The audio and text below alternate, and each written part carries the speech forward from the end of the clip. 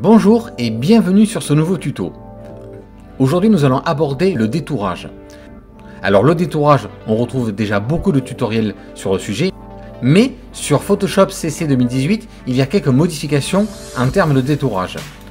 Alors nous allons prendre un exemple qui est relativement compliqué, c'est surtout le détourage des cheveux. Lorsqu'on photographie un studio et que nous avons besoin d'extraire le fond blanc pour mettre le sujet justement sur un fond publicitaire ou pour toute autre application, et bien souvent on se retrouve un petit peu embêté lorsqu'on veut détourer ces fameux cheveux.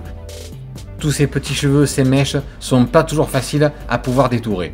Comme d'habitude, nous allons faire simple. Le but c'est que tout le monde puisse le reproduire facilement. Alors c'est parti! C'est toute cette partie blanche que nous comptons extraire. Pour cela, vous allez appuyer sur sélectionner et masquer.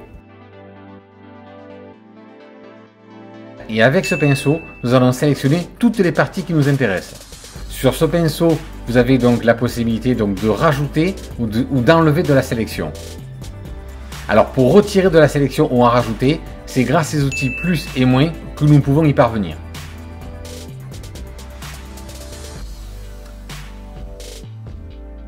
Ensuite, ce pinceau est fait pour affiner notre sélection.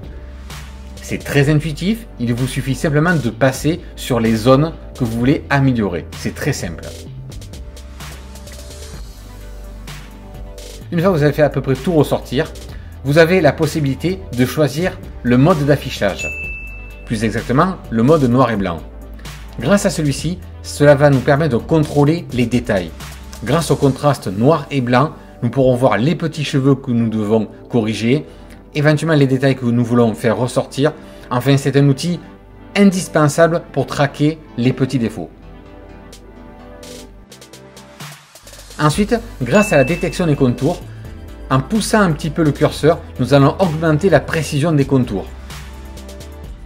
Une fois validé, nous revenons donc sur notre photo de départ. Cette sélection donc faite, eh bien, si vous supprimez cette dite sélection, voilà ce qui se passe. Comme vous pouvez le remarquer, le modèle donc apparaît sur le décor, mais nous pouvons constater des petits défauts.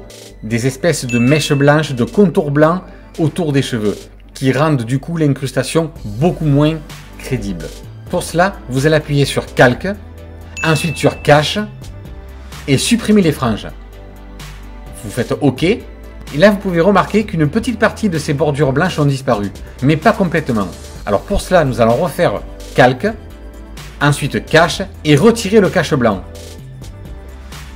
Et là, nous pouvons voir que toutes les petites bordures blanches autour des cheveux ont disparu pour laisser place à une incrustation parfaite. Et bien voilà, j'espère que ça vous aura plu, que vous aurez pu vous rendre compte qu'en quelques clics, on peut faire un travail de pro. Et bien maintenant, c'est à vous de jouer et je vous dis à bientôt sur notre prochain tuto. À bientôt!